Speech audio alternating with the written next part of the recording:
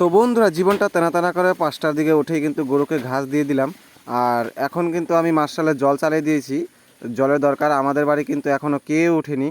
আর সকাল সকাল না উঠলে কিন্তু এই গরু হাঁস মুরগি কিন্তু ব্যস্ত হয়ে যায় বেরোনোর জন্য।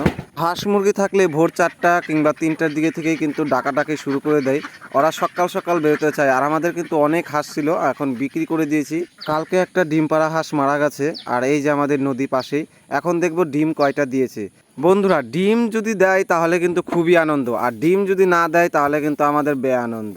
তাহলে হাঁস যে ডিম দিচ্ছে, হাঁসের জীবনটা কিভাবে টানা টানা হয় একমাত্র হাঁসই জানে। আর বড় বড় আমরা কিন্তু ডিম চাই, ছোট ডিম হলেও কিন্তু মনটা খারাপ হয়ে যায়। আর যে ডিম দেয় সে কি না জানে। আর এখন কিন্তু 2টো করে দিচ্ছে, 3টে করে দিত।